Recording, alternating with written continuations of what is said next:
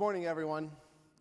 I'm very excited to present today on decades of projects we've done in partnership with Highlands Ranch. We have tons of cool photos for you.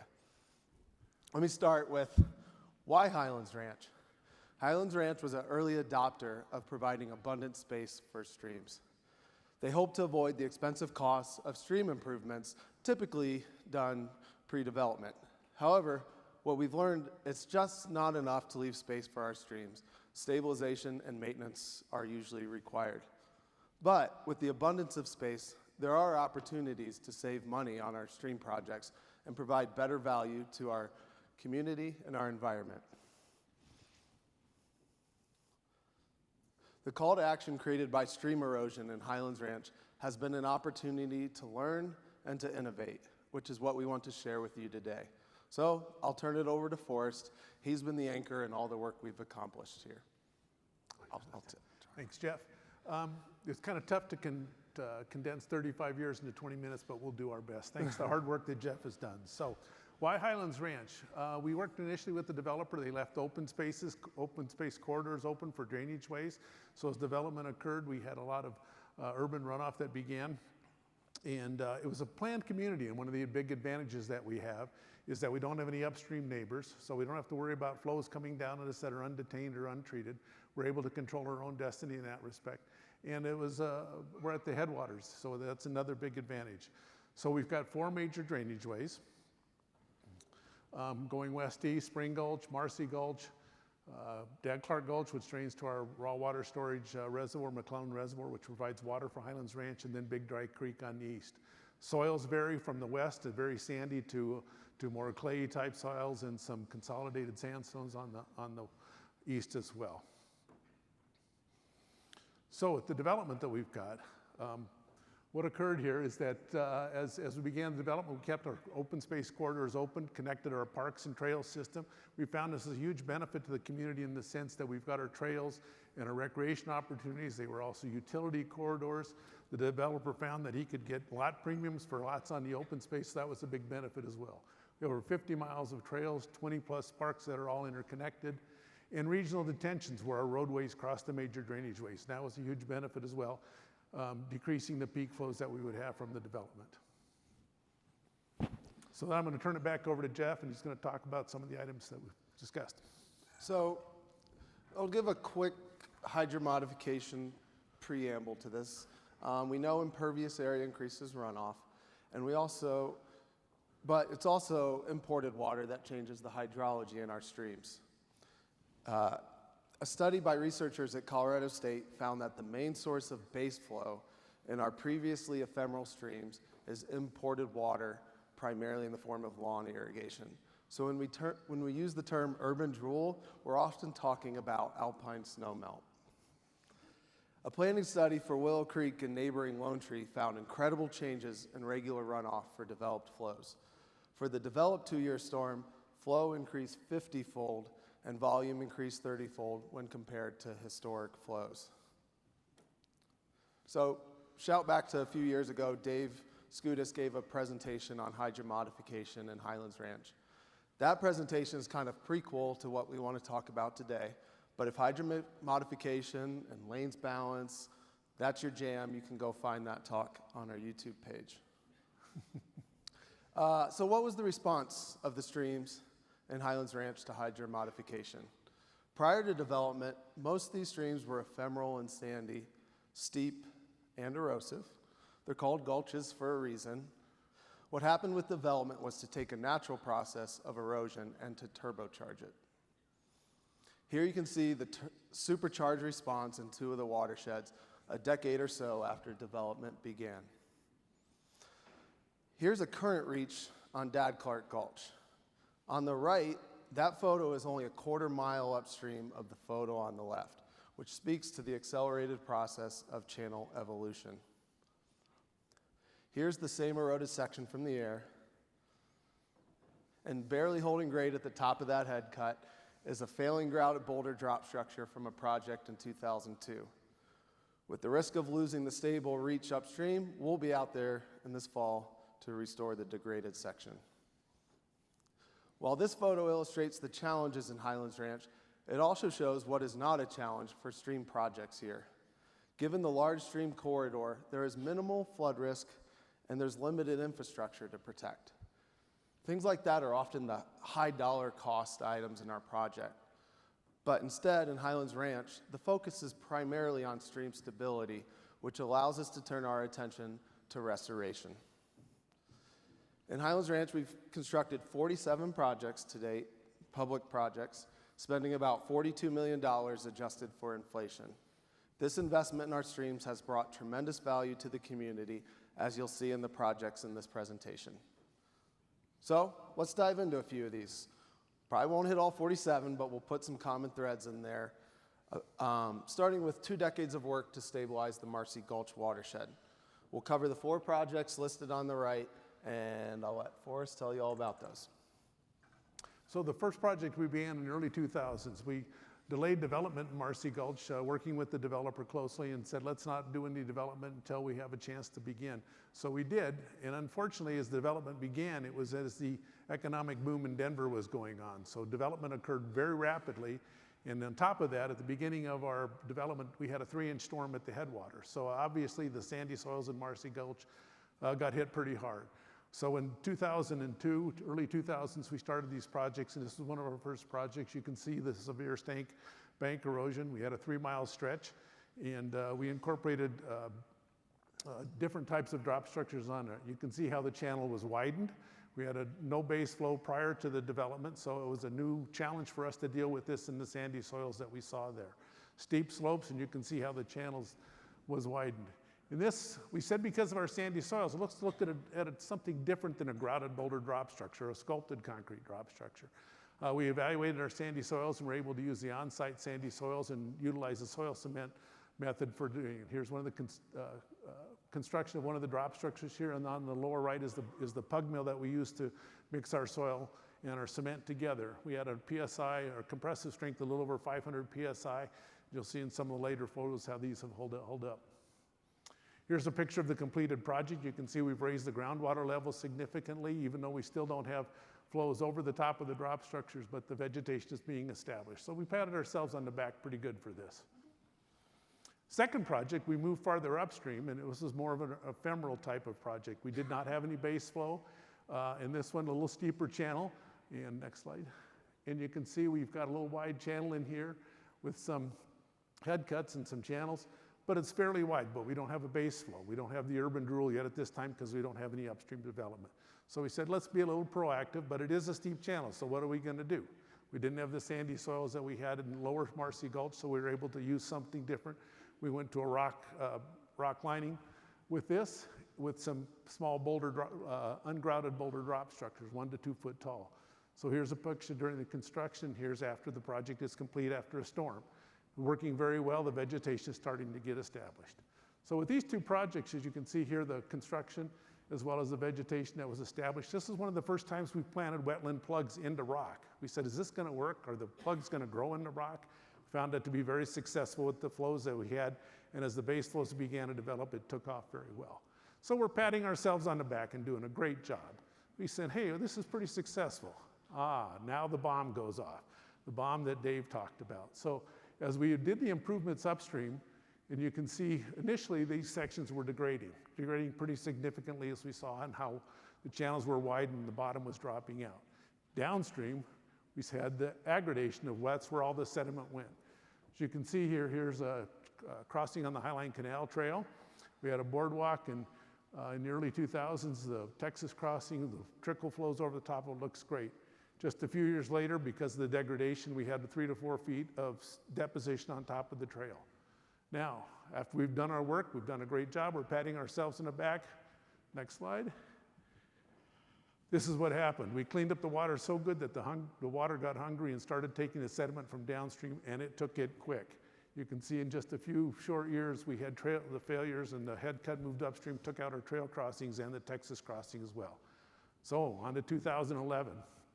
Through the Highlands Ranch Golf Course, we had a couple of good storms in June, and just successively moved upstream very quickly and widened the channel from a channel that was maybe 10 to 20 feet wide to something that was almost 30 to 60 feet wide, and 15 to 20 foot vertical banks. You can see the impacts of the erosion there. Started impacting the golf course and the play there as well. So with this one, we went with a little bit different process. Again, the steeper channel, we went with some sculpted concrete. We incorporated grouted boulder drop structures at our trail crossing and some loose boulder drops as well. This is the grouted boulder at the trail crossing that was used for the Highline Canal. We worked with the golf course, so we had a combined crossing for the golf carts, the Highline Canal trail users, as well as Denver Water Board maintenance staff. You can see here's one of our sculpted concrete drop structures during construction and after construction. Again, it raised the ground water, slowed down the flows, and allowed the vegetation to become established. Here's a group of our volunteers. If you look close, you might see somebody who might be familiar who was up here first thing this morning. And we're thankful for all of our volunteers for making kind of a family affair. We have young kids to help us out throughout these projects as well. So this is done, stabilized. Now we're up at the very upper end. At the very upper end, we have a high school with a large parking lot that drains to the east section of Marcy Gulch. This is what it looked like there. Again, very vertical wall. This was more of a consolidated, poorly cemented sandstone. It eroded fairly quickly. This is the channel that we see. This is an old stock pond embankment that went very vertical. That's about 10 to 15 feet and about less than 2 feet wide. So with this one, again, the steeper channel, we went to a bigger rock. We incorporated some boulders into our channels, into our drops, and into our rock lining with some boulder riffles in this. Here it is a year after construction. Again, the vegetation is becoming established, and after a good storm, we've got our flows going right down the middle. This is what it looks like a couple of years later. And again, we're very happy how the vegetation has taken hold in the rock lining. This is what it looks like from a little higher up. You can't see the rock anymore. The rock is buried there. It's protecting the channel from a major event, but the vegetation is also helping us in most of our minor events. All right. So turn it over to Jeff to look in the future. Yeah. Or the past. Yeah, so some of these projects preceded me. I've been excited to work on the last one, but it's been over 20 years for some of these, and it's nice to look back on these and ask, how do these look now? Is there anything to learn from them? Are they doing well? Well, let's peek at a few of them. So let's start with the soil cement drop structures. Those were built in 2002, and I'll look at two sections of this reach, a ephemeral section and a perennial section, and let's look how they're holding up. So large soil cement drop structures. On the ephemeral reach, we can see a structure. It's in good shape. It has maintained its staircase shape. It has the natural pool for the stilling basin. It doesn't show signs of erosion on the perimeter. There is some spalling on the surface, but not enough to really warrant maintenance yet. So what about the vegetation around these structures? Looking downstream, the channel is stable and vegetated. And let's look a little further downstream. There's the next drop about 300 feet down there. One very interesting thing about steep systems is how the groundwater can be on a different profile than the channel. So if we put these two structures side by side, you can see the channel on the left is mostly upland, and just 300 feet downstream, it turns in, mostly upland, then turns into mostly wetland in just 300 feet. Going further downstream, here's the perennial section of Marcy Gulch. Even larger soil cement structure. It's about 90 feet wide. It's about an 8-foot drop over that sucker. The channel upstream and downstream is stable and vegetated, but it is dominated by cattails, something we often see when our channels are wide or flat. As far as the condition of the soil cement, it's holding up strong, but compared to the ephemeral reach, there is more deterioration of the soil cement due to regular flow. The thickness of the face is like 8 feet, so even with the spalling, there's little risk of failure. But to replace the structure in kind today would cost about $700,000. Moving upstream, the 2004 project on Marcy Gulch, this is the one where we used loose rock in the form of riprap and small profile boulder drops. So, how's this one looking? Well, here's what it looks like this last weekend. Where's the rock? The riprap is disguised by the wetland grasses, a successful pilot of those wetland plugs into rock. The boulder drop is grown in with willows, made possible by using loose boulders instead of grouting them. Going further downstream, you can see the vegetation is denser and woodier, mainly due to a change in the water table. The rock is disguised by vegetation, though that small gap is where that drop is located. Even 20 years later, you can still find these stakes in the ground. I imagine future archaeologists finding all these 2x4s and assuming we lost the war with the vampires. So, what about the long-term cost of maintenance on this project? The truth is, we haven't had a need for maintenance, and since this project works with nature, it's stronger now than it was when we constructed it 20 years ago. The rock and vegetation work together to provide stability. And that's not to say loose rock never requires maintenance, but it is most vulnerable post-construction. On the project upstream of Wildcat, we lost about 30 feet of riprap lining out of 2,000 feet, and that required maintenance. We had to get in there, but it's a relatively inexpensive fix, and with vegetation now establishing, the reach is getting stronger every day. So, vegetation's a big part of these, as you can see, and it might kind of ask the question, when vegetation becomes the primary form of stability, is there even a need for armoring? Well, that depends, and it depends a lot on your H&H, but Highlands Ranch has been successful in implementing vegetation-only based projects to stabilize our streams, and I'll let Forrest talk about a couple of those. Thanks, Jeff. We had a couple of projects where we kind of went out on a limb. We've talked about the projects where we've used structural techniques to protect the channel, but a couple of these we went out. Here's a channel in between the residential development, a little over 2% channel, but you can see the head cut starting to go and the channel starting to widen. So we said, let's try something different. Hay bales, willow logs. I commend our team with being open to new ideas and new techniques in doing this. We said, let's try this. This probably isn't something we'd try today, but we were willing to take the risk. If it failed, we didn't have a lot to lose, so let's give it a shot. Did a lot of work with volunteers. We completed the project. Literally the last day of the project, it started raining, and our consultant, Jim, went out on the project and took a picture the next day and said, oh man, where did our hay bales go?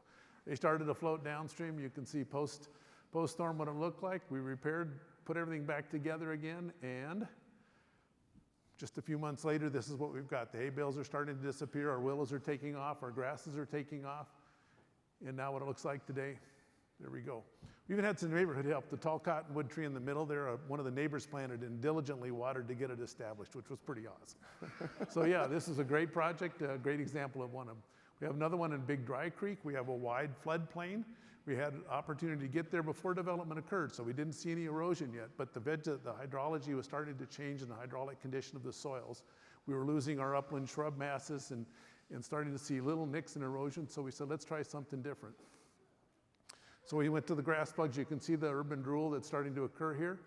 We utilized volunteer to put in our grass plugs, and we had some high school kids and college kids out there and some parents and adults getting into community service, and this is what it looks like a few years later. The grasses have taken over, protected us against the minor storms, and it's held up very well in the 15 years since we've done this project.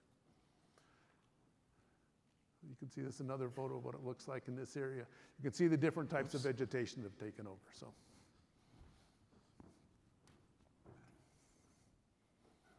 all right, actually skipped two there. I'm going to close out with 3 projects on Dad Clark Gulch. 2 recent ones, and the third one's the very first project that we took on in Highlands Ranch. So going a bit out of order, let's talk about the one we just finished up. We're still working on it a little bit too. We rehabilitated about 3,000 feet of Dad Clark just downstream of Highlands Ranch Parkway. Pre-project conditions are like a lot of our other ones where significant erosion. This has cut banks up to 30 feet tall. In this area, there's a few things going on. You might remember Highlands Ranch got hit by a tornado 2 years ago, lost, thousands of trees maybe. Here's one of the old cottonwoods that was lost as part of that tornado.